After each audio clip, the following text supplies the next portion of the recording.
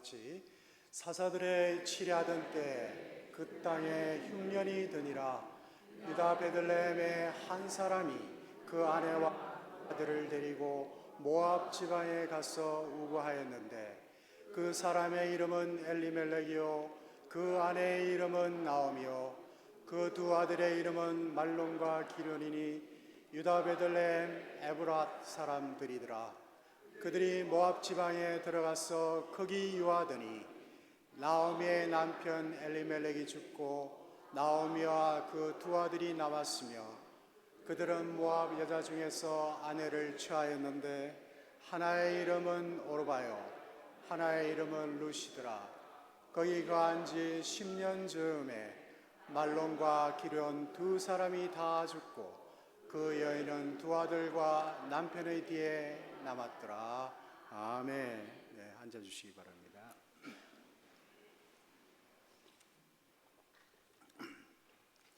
하나님, 오늘 저희들이 하나님의 말씀을 듣고자 합니다. 하나님 말씀해 주시고 하나님께서 저희들 가운데 함께 하셔서 성령의 교통하심이 있게 하옵소서. 감사드렸고 우리 주 예수 그리스도의 이름으로 기도했습니다. 아멘. 안녕하십니까? 예, 잘 지내셨죠? 예, 저는 성도님들 뵐 때마다 참 기쁩니다. 주일날 교회 오는 게 기대가 됩니다. 예.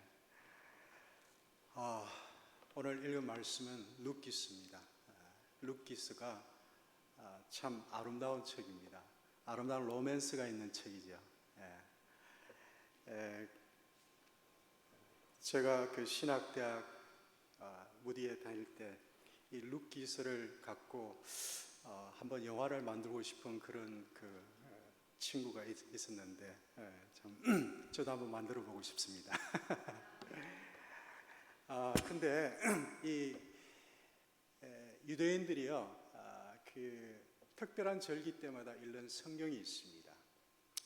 예를 들어서 예루살렘 성전이 파괴되었을 때는 어떤 책을 읽느냐 하면 예레미야 예가서를 읽으면서 눈물을 흘리면서 예루살렘 성전이 파괴되었던 그날을 기억하며 이 예레미야 예가서를 읽습니다. 그리고 또한 부림절에는 이 유대인의 할로윈 데이 같은 건데 이때는 에스더서를 읽고요. 그리고 6월절은 하나님과 이스라엘 백성들의 그 신랑과 신부의 관계가 시작이 되었다 해서 어떤 책을 읽을까요? 크게 한번 이야기해 보세요. 예? 안 들려. 아가서. 어느 분이 말씀하신 사랑의 노래 아가서를 읽습니다. 그런데 이 오순절 날에는 지금 우리가 부활절 이후에 2024년 오순절이 5월 19일인데 그 오순절에는 유대인들이 어떤 책을 읽느냐면 바로 이 룻기스를 읽습니다. 재밌죠?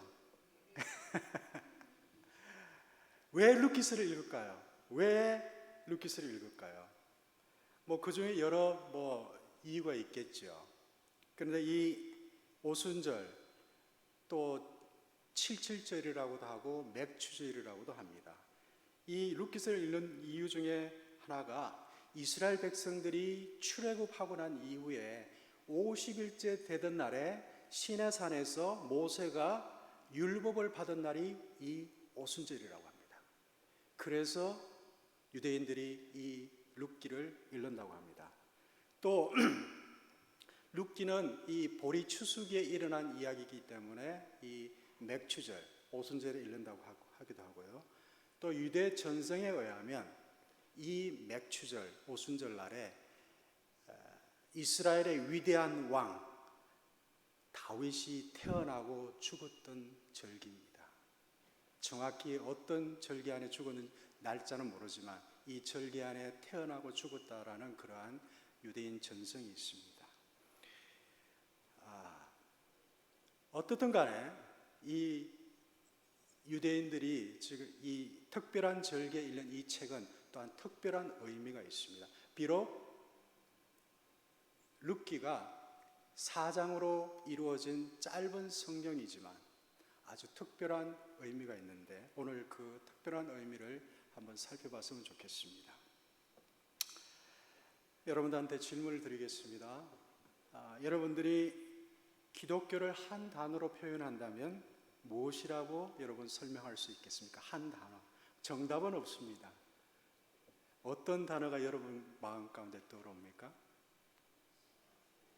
사랑, 예, 또 은혜, 예, 맞습니다. 예, 사랑, 은혜 대표적인 말이죠. 예, 영국의 유명한 그 기독교 변정학자인 C.S. 루이스도 그렇게 이 기독교는 한마디로 압축하면 은혜다라는 그런 말씀을 했습니다. 제 말이 아니라 C.S. 루이스는 유명한 사람 말입니다. 그러나 예, 그렇습니다. 그런데 이 룻기가 이 하나님의 은혜를 가장 잘 설명하고 있다는 것입니다. 하나님의 은혜를 가장 설명하고 이 기독교의 대표적인 압축된 모든 의미가 함축된 이 은혜, 이 은혜의 말씀 오늘 여러분들에게 함께하기를 주님의 이름으로 축복합니다. 예, 예. 그래서 이 룻기는 하나님의 은혜를 가장 잘 보여주고 있습니다. 왜냐하면 이 룻기의 주인공인 룻이 이방 여인, 모함 여인으로서 예수님의 족보에 들었다는 겁니다. 그래서 유대인들은 오순절 동안에 하나님의 은혜를 받기 위해서 이 룻기를 아주 개걸스럽게 씹어먹듯이 읽는다고 합니다. 그리고 또 이 룻기를 통해서 정말 하나님의 은혜가 이 짧은 기간 동안에 나에게 임하기를 바라는 그런 마음들이 있다는 것입니다. 그리고 또한 이 오순절 기간 동안에 하나님의 교회가 시작이 되었다는 것입니다. 그래서 이 짧은 성경 안에 엄청난 그러한 보물들이 숨겨져 있습니다. 그 보물들을 저와 여러분이 발견해야 되지 않겠습니까? 그 은혜를 저와 여러분이 누려야 되지 않겠습니까? 예, 오늘 그 은혜를 한번 살펴보겠습니다. 자, 1절에 보면 1절에 사사들이 치리하던 때에 그 땅에 흉년이 들었다고 이야기하고 있습니다. 사사들이 치리하던 때의 배경은 사사기 말씀, 마지막 말씀 사사기 21장 25절에 가장 잘 나타내주고 있습니다. 어떤 말씀이냐면 함께 보겠습니다. 같이 읽겠습니다. 시작. 그때에 이스라엘에 왕이 없으므로 사람이 각각 그 소견에 오른 대로 행하였더라. 사사기 때를 잠깐 살펴보면요, 하나님께서 이스라엘을 적과 꿀이 흐르는 가나안 땅으로 인도했습니다. 그러나 그 땅을 정복하고 차지하는 것은 이스라엘 12지파의 책임이었습니다. 이스라엘 백성들은 여호와 하나님의 명령을 따라 가나안 7족속을 쫓아내야 했는데 그들은 하나님의 명령을 순종하지 않고 가나안 7족속을 몰아내는 데 실패하게 됩니다. 그래서 사사기 1장부터 보면 뭐라고 말씀이 성경에 나와 있냐면 쫓아내지 못하였더라. 왜 쫓아내지 못했을까요? 왜냐하면 이방 족속의 문화와 그들의 우상의 마음이 빼앗겨서 이방 족속들 같이 우상을 숭배하고 하나님을 배반하였기 때문입니다. 또한 사사기 시대는 왕이 아니라 사사들이 치리하였는데 사사들의 영적 상과 그들의 지도력이 이스라엘 민족들에게 크게 영향을 미치지 못했습니다. 제가 지난번에 설교한 것처럼 이 사사 기도는 급쟁이였지 않습니까? 또한 자기 딸을 죽게 한 입다 사사, 또한 여인의 꾀에 넘어간 삼손 사사. 정말 어떻게 보면 참 볼품없고 본받을 만한 그러한 매력이 전혀 없는 그러한 시대를 나타내고 있습니다. 또한 뿐만 아니라 사사기 마지막 부분에 보시면 이스라엘 백성의 극심한 도덕적 타락으로 말미암아서 자기 민족들끼리 이스라엘 백성들끼리 서로 죽고 죽이는 그러한 전쟁을 벌임으로 말미암아서 베냐민 지파가 거의 망하게 되었습니다. 거의 멸절하게 되었습니다. 하나님께서 이스라엘 백성들을 우상 숭배로 가득 찬 이 가나안 땅으로 들어가게 하신 목적은 자식들을 불태우고 온갖 사수를 통해 우상을 섬기는 가나안 7 족속을 몰아내고 참 생명과 참 자유를 누리는 하나님의 거룩한 제사장 나라를 세우기 위한 목적이었습니다.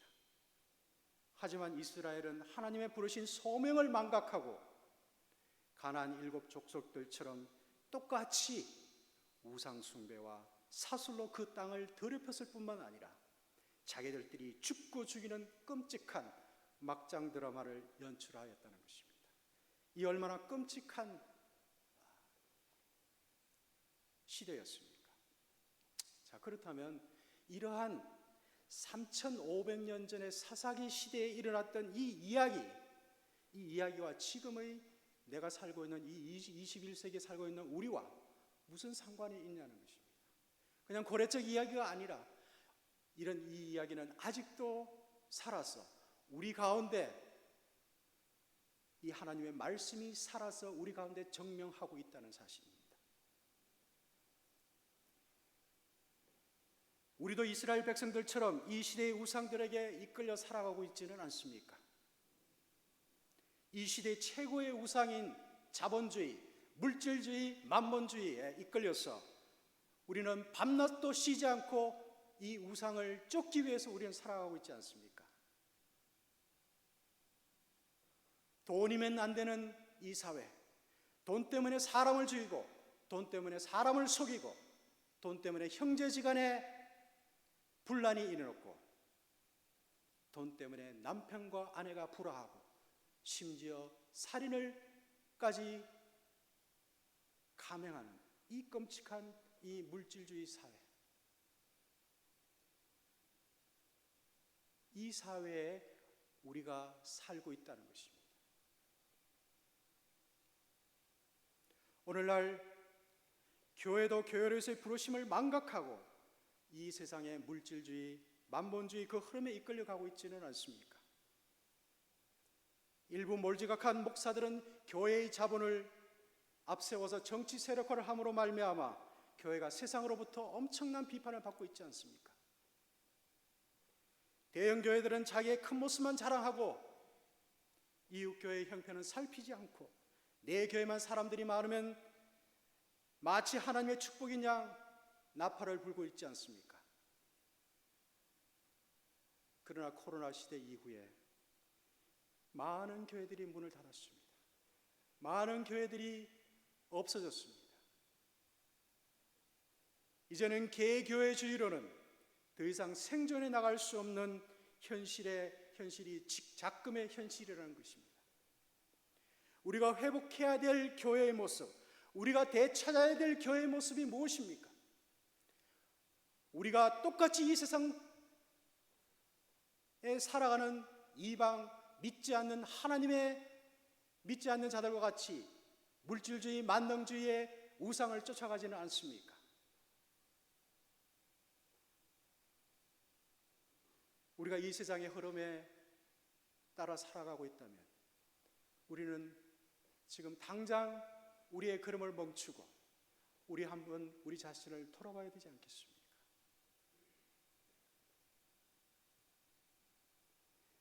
김영표 목사님이 쓰신 찬송가 가사에 이런 가사가 있습니다.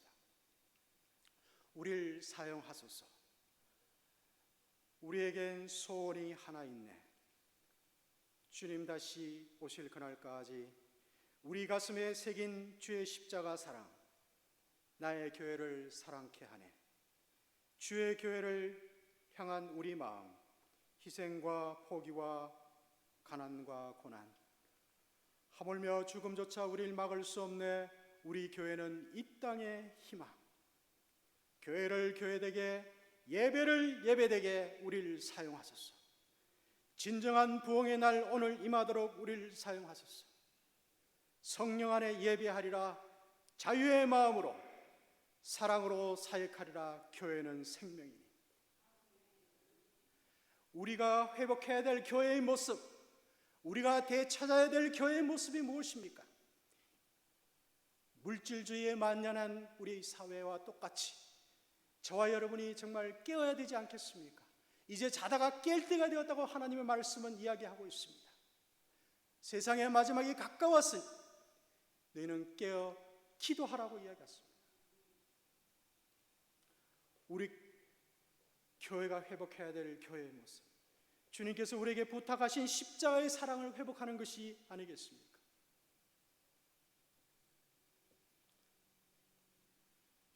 교회를 교회되게, 예배를 예배되게.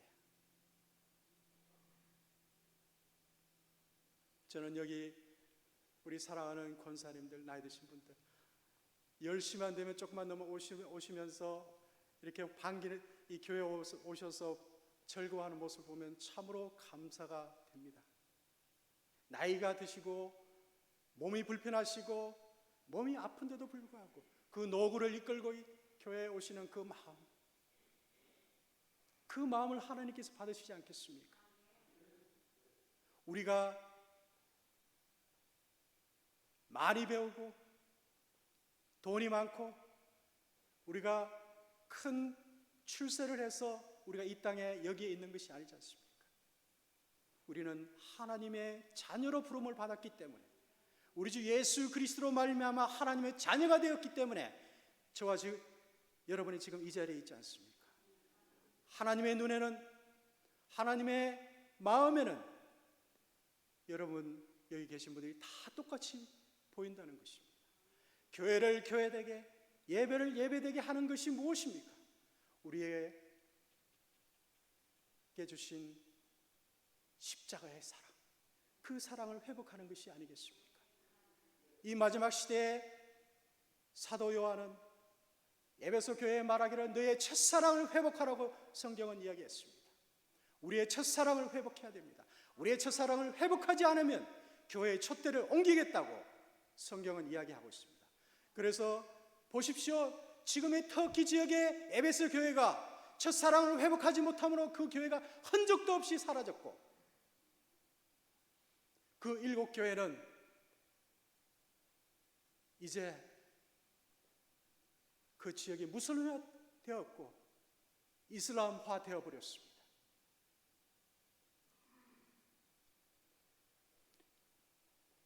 교회를 교회되게, 예배를 예배되게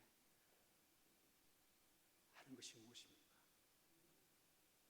여러분의 옆에 있는 하나님의 자녀들과 공감하고 그들을 배려하고 그들을 사랑하고 그들을 나의 형제 자매로, 나의 가족으로 대하는 거 아니겠습니까?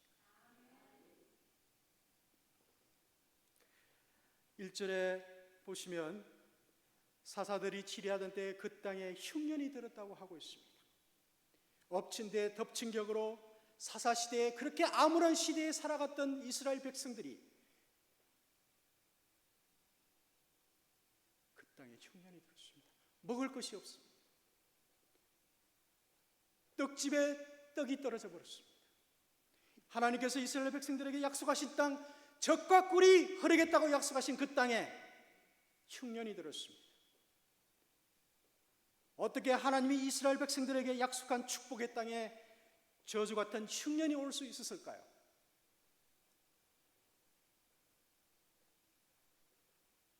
세계적인 재앙이나 국가적인 자연재해, 허리케인이나 코로나 사태, 9.11 테러 사건이 일어날 때 우리의 반응은 무엇입니까? 제가 9.11 테러 사건이 일어났을 때 제가 무디 학교에서 아침에 학교에 가서 TV를 보고 있었는데 쌍둥이 빌딩이 불타는 모습이었습니다. 그랬을 때 수많은 사람들이 하나님, 왜? Why it happened?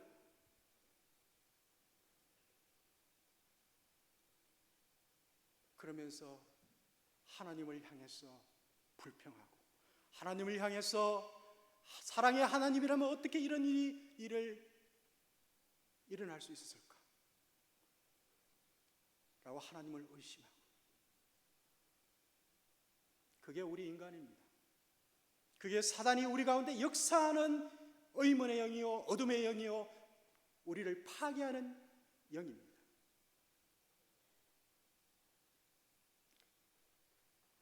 그래서 우리 인간은 어려운 일이나 스스로 해결할 수 없는 힘든 일이 발견했을 때 우리 자신을 돌아보고 성찰하기보다는 하나님을 원망하고 그분의 신실함을 의심하여 하나님을 떠날 때가 많습니다. 제가 알고 있는 어느 집사님께서는 교통사고로 아들을 잃게 되었습니다. 하나님이 너무 원망스러웠어요. 하나님을 이름을 부르기도 싫었습니다. 그래서 그분은 결국 교회를 떠났습니다. 정말 그분의 아픔을 우리가 다 어찌 이해할 수가 있겠습니까? 우리가 그분의 아픔에 대해서 어떻게 우리가 돌을 던질 수가 있겠습니까? 그러한 아픔이 있다 할지라도 우리는 그 뒤에서 역사하시는 그 하나님을 우리는 끝까지 그 믿음의 끈을 놓지 않는 그런 신앙이 우리에게 필요하다는 것입니다. 여러분, 이 축복의 땅, 약속의 땅에 흉년이 들었습니다. 그런데 그 흉년이 든 게 사사기 시대만 아닙니다. 아브라함도요, 하나님의 말씀을 붙잡고 하나님 말씀에 의해서 본토, 친척, 아비 집을 떠났습니다. 그런데 하나님께서 지시한 그 가나안 땅에 들어갔을 때 무슨 일이 일어난지 아십니까? 흉년이 들었다 했습니다. 기근이 심히 극심했다고 성경은 이야기하고 있습니다. 아니, 하나님께서 가라고 그 땅에 왔는데 어떻게 흉년이 될 수가 있습니까? 우리 그리스도인은 하나님의 자녀로서 약속의 말씀을 붙잡고 살아가는 이 세상의 빛과 소금입니다. 예수를 믿고 천국 백성이 되었다고 해서 우리의 삶이 만사형통하고 무병장수한다고 성경은 이야기하고 있지 않습니다. 천국된 백성 우리들에게도 흉년이 옵니다. 그것이 개인적인 죄로 말미암을 수도 있고 하나님의 계획된 섭리에 의해서 올 수도 있습니다. 하지만 우리에게 중요한 것은 이러한 흉년을 대하는 태도입니다. 우리가 어떠한 시각으로 흉년을 해석하고 바라보느냐는 것입니다. 이러한 일이 우리에게 닥쳐올 때 우리는 어떻게 해야 될까요? 우리는 어떻게 해야 될까요? 느부갓네살 왕이 꿈을 꾸었습니다. 이상한 꿈이었습니다. 하도 이상해서 이해할 수가 없었습니다. 그래서 바벨론에는 모든 똑똑한 사람들, 지혜자들, 박사들 다 불러 모았습니다. 야, 내가 꿈을 꾸었는데 너희들 이 꿈을 한번 말해봐. 이 꿈을 한번 해석해봐. 그래서 박사들, 지혜자들이 말합니다. 우리에게 꿈을 말씀해 주십시오. 그러면 해석하겠습니다. 무슨 소리냐? 내가 너희들에게 이 꿈을 말한다면 너희들 자의대로 해석할 것이 아니냐. 그래서 내가 그 꿈을 말하지 않겠다고 했습니다. 그래서 너희들이 만약 꿈을 말하지 않으면 내가 너희를 다 죽이겠다고 협박을 했습니다. 이러했을 때 삶과 죽음의 선상에서 하나님의 아들인 이 다니엘은 어떠했습니까? 하나님의 아들인 이 다니엘은 그의 세 친구와 함께 하나님 앞에 무릎을 꿇었습니다. 하나님, 이 어처구니 없는 질문을 우리가 어떻게 해결해야 되겠습니까? 저 막무가내와 같은 이 바벨론 왕 느부갓네살 왕이 우리에게 꿈도 말하지 않고 꿈을 이야기하라고 말하고 있습니다. 우리를 협박하고 있습니다. 우리를 죽이려고 작정했습니다. 하나님, 이 꿈을 우리에게 말씀해 주십시오. 다니엘과 이 세 친구는 하나님 앞에 무릎 꿇고 기도했습니다. 그랬을 때 성경은 말합니다. 다니엘이 자기 집으로 돌아가서 그 동무 하나냐와 미사엘과 아사라에게 그 일을 고하고 하늘에 계신 하나님이 이 엄밀한 일에 대하여 긍휼히 여기사 자기 다니엘과 동무들이 바벨론의 다른 박사와 함께 죽임을 당치 않게 하시기를 그들로 구하게 하니라. 이에 이 은밀한 것이 밤의 이상으로 다니엘에게 나타나 보임에 다니엘이 하늘에 계신 하나님을 찬송하니라. 할렐루야.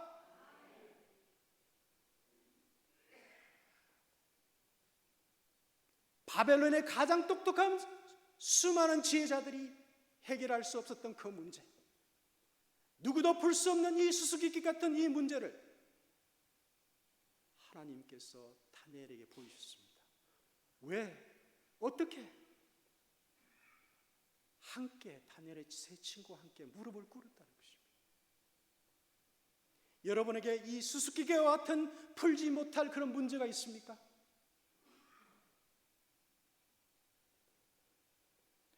마태복음 18장 19절과 20절에 성경은 또 말하고 있습니다. 진실로 다시 너에게 이르노니 너희 중에 두 사람이 땅에서 합심하여 무엇이든지 구하면 하늘에 계신 내 아버지께서 저희를 위하여 이루게 하시리라. 예수님도 제자들에게 이르시기를 두 사람이 땅에서 합심하여 무엇이든지 구하면 하늘에 계신 아버지께서 들어주시겠다고 약속하셨습니다.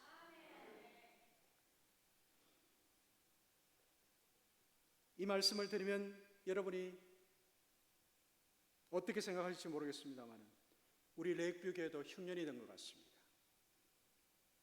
우리 레이크뷰 교회도 흉년이 된 것 같습니다. 올해로 창립 47주년입니다. 3년 있으면 50주년입니다. 우리의 실상은 어떠합니까? 성도들은 고령화되어 가고 있고 교회의 미래를 짊어질 청년들은 어디에 있습니까?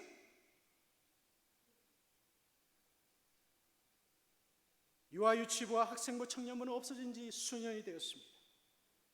우리는 예배당과 부속 건물을 소유한 교회로서 겉모습은 큰 교회처럼 보이지만 교회의 내면은 어떠합니까? 앞으로 10년, 15년 후에 레이크뷰 교회의 모습은 어떠한 모습으로 남아있을까요?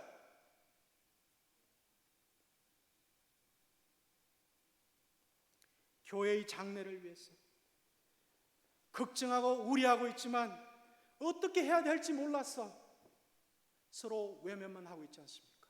이 수수께끼 같은 이 문제, 내가 해결할 수 없는 이 문제, 우리가 해결할 수 없는 이 문제 어떻게 해야 되겠습니까? 이러한 시기에 우리 교회는 어떻게 해야 될까요? 우리 교회는 하나님 앞에 엎드려야 하지 않겠습니까? 우리는 하나님 앞에 우리의 죄를 고백하고 하나님의 자비하심과 긍휼을 구해야 되지 않겠습니까? 하나님께 우리의 죄가 무엇인지 가르쳐 주기를, 우리의 잘못을 정직하고 솔직하게 인정하고 하나님의 은혜를 구해야 되지 않겠습니까? 우리의 자존심, 우리의 헛새, 우리의 자랑거리를 내려놓고 금식하며 하나님께 회개해야 되지 않겠습니까? 시편 51편 17절에 하나님의 구하시는 제사는 상한 심령이라. 하나님이여 상하고 통회하는 마음을 주께서 멸시치 아니하시리라. 하나님의 구하시는 제사는 상한 심령이라 했습니다. 하나님께서는 상하고 통회하는 마음을 주께서 멸시치 아니한다고 했습니다. 오늘날 우리가 당면하는 이 문제, 우리가 해결할 수 없는 수수께끼가 같은 이 문제, 여러분의 가정에서든지 여러분의 개인적인 문제든지 교회적인 문제든지 국가적인 문제든지 여러분 하나님께서 그 모든 해결의 중심에 있지 않습니까? 왜 하나님 앞에 우리가 무릎 꿇지 않습니까? 왜 하나님 앞에 우리가 회개하고 하나님 앞에 다가가지 않습니까?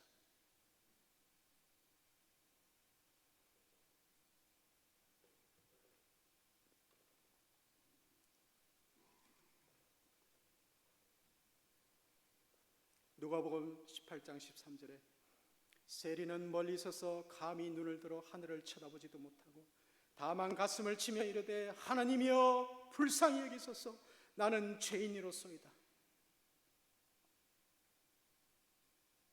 여러분 우리가 이러한 회개를 해야 되지 않겠습니까? 우리의 하나님 앞에 나아갑시다. 하나님 앞에 이제 새벽을 깨웁시다. 하나님 앞에 새벽에 제단을 세웁시다.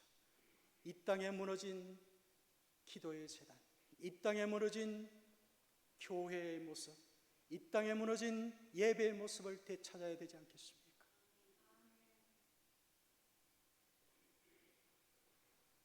우리가 회개하는 마음으로, 우리가 내 형제 자매의 죄를 회개하고 내 선조가 지었던 내 믿음의 선배가 잘못했던 것들을 회개하고, 이것이 남의 죄가 아닙니다.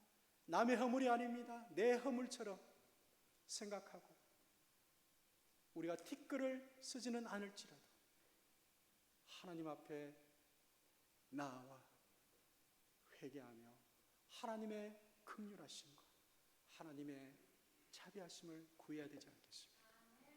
여러분, 정말 이렇게 교회를 내버려 두시겠습니까? 저는 레이크뷰 교회에 온 지 1년도 안 됐습니다. 저는 여러분들이 저보다 더 많은 것들을 알고 있고 이 레이크뷰 역사를 알고 있지만 과거를 이야기하는 것이 아니라 앞으로 우리가 나아가야 될 미래를 바라봐야 되지 않습니까? 그 미래는 누가 손을 쥐고 있습니까? 미래는 누가 잡고 있습니까?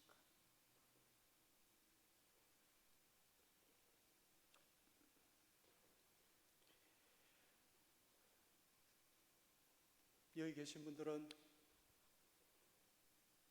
하나님 앞에서 기도의 일꾼으로 다시 일어서야 됩니다.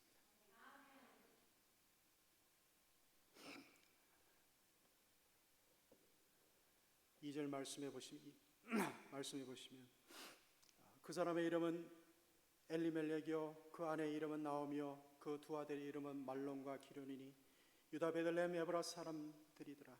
그들이 모압 지방에 들어가서 거기 유하더니.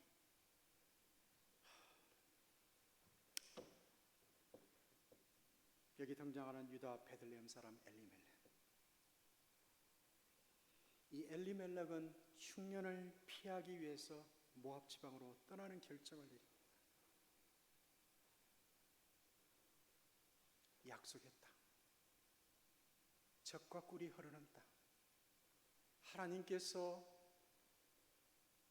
거룩한 제사장의 나라로 세우기를 원하셨던 그 땅을 떠나버린 이 엘리멜렉. 근데 떠난 곳이 어디입니까? 모압 지방에서 우거하였다고 했습니다. 이 모압 지방에 우거하였다는 말은 히브리 원문에 뭐라고 말하냐면 잠시 동안 하룻밤 지내는 그러한 시간을 이야기합니다. 그런데 잠시 동안 거기에 거할 것을 생각하고 갔지만 성경에 보면 뭐라고 이야기하냐면 10년이라는 시간이 흘러버렸다고 합니다. 10년이. 저도 1997년도에 미국에 처음 왔습니다. 이민 처음 왔는데 저는 잠깐 공부하고 한국으로 돌아갈 거야 라고 했는데 벌써 20년이 넘었습니다.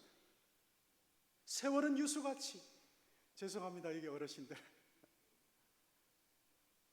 그렇습니다.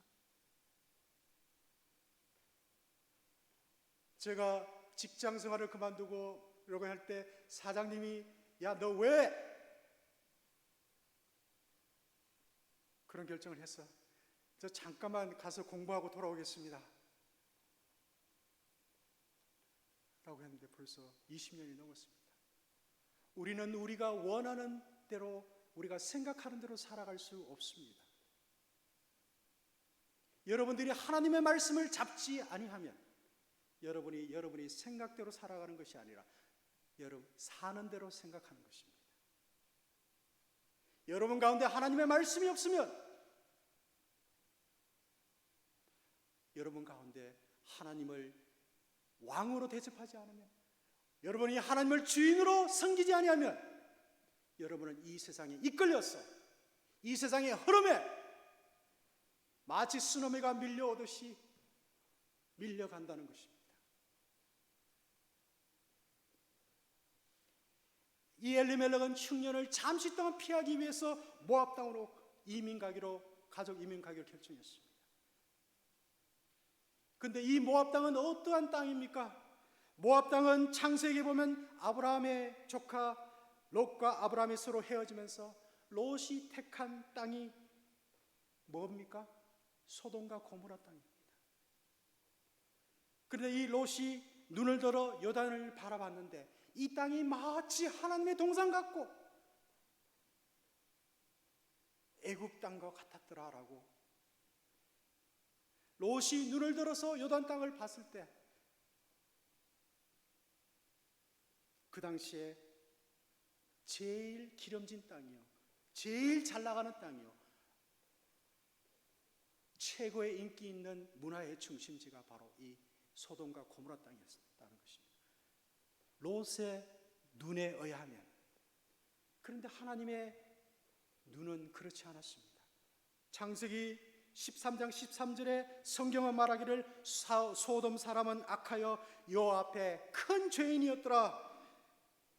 하나님께서 소돔과 고모라의 죄악이 심히 중함으로 소돔과 고모라를 멸망시키기 바로 직전에 이 롯은 소돔 땅을 바라보면서 사람의 눈으로 바라봤을 때 그 땅은 잘 나가는 땅이 없을지 몰라도 하나님 보시기에는 멸망할 땅이라는 것입니다. 롯이 결국은 소돔 땅으로 들어갔어. 멸망의 성과 함께 같이 멸망을 당하고 이제 아브라함의 중보 기도로 인해서 겨우 그 목숨만 건져서 나와서 산골짜기에 들어가서 동굴 속에 거하고 있는데 이 두 딸이 아버지를 술을 먹여서 근친상간하여서 낳은 족속이 모압과 암몬 족속입니다. 그 딸들이 소돔과 고모라 땅에서 무엇을 배웠겠습니까? 롯이 소돔과 고모라 땅으로 결정했을 때 롯은 그가 소유한 재산을 늘려줄 수 있는 곳, 즉 자기에게 이익이 되는 것을 택했다는 것입니다. 유익이 아닌 이익에 기초한 결정은 롯의 자손에 굉장히 부끄럽고 부담스러운 유산을 물려주게 되었다는 것입니다. 그뿐만 아니라 민수기 25장에 보면 출애굽 이후 이스라엘 백성들이 시딤에 머물러 있을 때 모압 여인들이 이스라엘 백성들을 유혹해서 음행하기를 시작함으로 이스라엘 백성들이 자그마치 24,000명이나 되는 사람이 죽게 됩니다. 다시 말씀드리면 모압 백성과 모압 땅의 밑바탕에 흐르는 그 음행과 음란의 정서, 즉 엄타한 문화가 그들의 문화였다는 것입니다. 이러한 모압 땅으로 이주한 엘리멜렉과 나오미의 가족은 어떠한 결말을 맞이했습니까? 먼저 나오미의 남편 엘리멜렉이 죽게 됩니다. 그리고 나오미의 아들들은 모압 여인 오르바와 룻과 결혼한 후 자식을 낳지도 못하고 요절하게 됩니다. 하나님께서 이스라엘 백성들의 약속한 땅을 떠난 한 가족의 최후가 너무나 비참합니다. 엘리멜렉 가족은 살기 위해서 베들레헴을 떠났지만 모압 땅에서 그들이 맞이한 것은 죽음이었습니다. 절망이었습니다. 왜 엘리멜렉과 두 아들은 이런 비참한 최후를 맞이하게 됐을까요? 엘리멜렉의 이름은 무슨 뜻이냐 하면 하나님은 나의 왕이시다 라는 그런 이름의 뜻을 갖고 있습니다. 그 이름대로 살지를 못했어요. 그 이름대로 엘리멜렉은 베들레헴에 흉년이 들었을 때 하나님께 왜 흉년을 허락하셨는지 물어보지 않았을까요? 그는 자기의 왕 대신 하나님께 물어보지 않고 자기의 소견에 옳은 대로 결정했기 때문에 이러한 결말을 맞이한 것 아니겠습니까? 그리스도인들도 하나님을 주님이라고 부르고 있지만 우리의 주권을 온전히 하나님께 드리며 살고 있습니까? 엘리멜렉의 모습 속에서 우리의 모습은 보이지 않습니까? 우리가 엘리멜렉의 돌을 던질 만한 자격이 있습니까? 우리는 하나님을 아버지라 부르면서 진정 우리는 그분의 아들과 딸로 살고 있습니까? 우리는 아버지의 뜻과 나라가 이 땅 가운데 이루어질 수 있도록 하나님 아버지의 권위를 인정하며 살아가고 있습니까?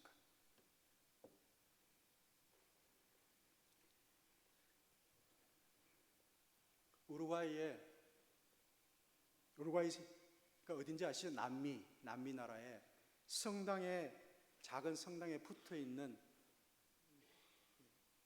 기도문이 있는데, 이 기도문의 제목이 뭐냐 하면, 여러분이 혹시 아시는 분이 있을지 모르겠습니다. 반성하는 주 기도문이라는 그러한 것이 있습니다. 그 기도문을 한번 읽어보시길. 하늘에 계신 이라고 하지 말아라. 세상 일에만 빠져 있으면서 우리라고 하지 말아라.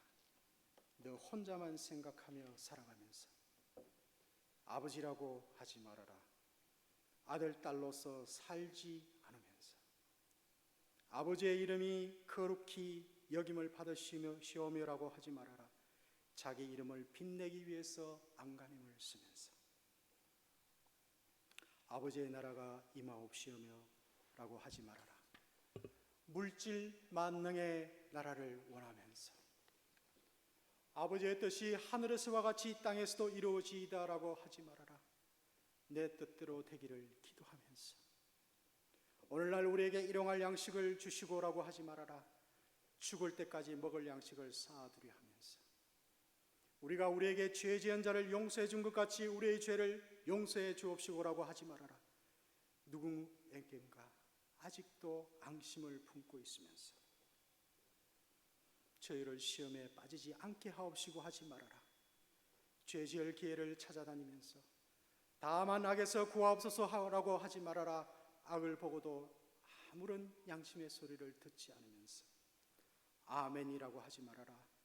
주님의 기도를 진정 나의 기도로 바치지 않으면서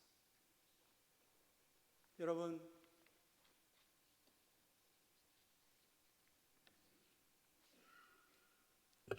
하늘에 계신 우리 아버지여, 이름이 거룩하게 여김을 받으시며 나라의 임하옵시며 뜻이 하늘에서 이루어진 것 같이 땅에서도 이루어지이다. 오늘날 우리에게 일용할 양식을 주옵시고 우리가 우리에게 죄 지은 자를 용서해 준 같이 우리의 죄를 용서하여 주옵소서. 우리가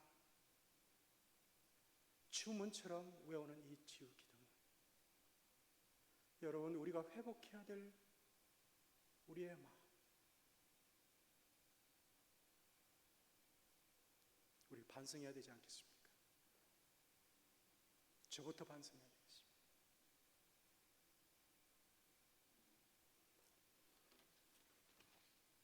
잠깐 여러분 눈을 감고 기도하겠습니다. 결단의 시간을 왔습니다. 여러분, 저와 여러분이 이 룻기스를 통해서 정말 하나님께서 우리에게 주신 이 약속의 말씀, 우리 가운데 물질주의와 만몬주의와 자본주의가 팽만한 이 시대에 이 시대를 따라 살아가야 되겠습니까? 이 시대의 우상을 따라 살아가야 되겠습니까? 교회를 교회되게, 예배를 예배되게 회복되어야 되지 않겠습니까? 우리가 하나님 앞에 회개합시다. 우리가 하나님 앞에 우리의 잘못을 내어놓고 회개합시다. 우리가 하나님 앞에 우리의 잘못된 부분을 보여달라고 기도하십시다. 우리 다 같이 하나님 앞에 회개하게 하는 기도 드릴 때 정말 하나님께서 우리의 상령의 심령으로 우리의 하나님의 성령께서 우리를 불타게 해주셔서 하나님의 성령께서 우리의 심령을 다시 일구게 해주셔서 우리가 하나님 앞에 회개하며 우리의 죄를 하나님 앞에 고백하며 하나님의 교회를 위해서 우리 기도하겠습니다. 우리 주여 한번 부르짖겠어 기도하겠습니다. 주여! 하나님, 우리의 죄를 용서해 주시옵소서. 우리가 우리 이 교회를 위해서 무심했습니다. 우리가 이 교회를 위해서 참으로 기도하지 못했습니다. 저밖에 몰랐습니다. 하나님, 저희 죄를 용서해 주시옵소서. 하나님, 저희들의 게으름을 용서해 주시옵소서. 하나님의 아버지 되심을 인정하지 못했습니다. 하나님께서 우리의 주인 되심을 인정하지 못했습니다. 하나님이여, 저희 죄를 용서해 주시고 이제 하나님께서 빼앗기신 그 자리를 다시 회복하시고 하나님께서 우리에게 허락하신 이 교회를 위해서 다시 한번 일어설 수 있도록 하나님의 성도들을, 하나님의 자녀들을 다시 한번 일으켜 세워주시옵소서. 기도의 물결, 회개의 물결이 일어나게 하옵시고 회개의 영이 부어지게 하옵소서. 하나님, 우리의 못난 부분들을 깨우쳐 주시옵소서. 우리의 잘못을 하나님을 회개합니다. 하나님, 용서하여 주시옵소서.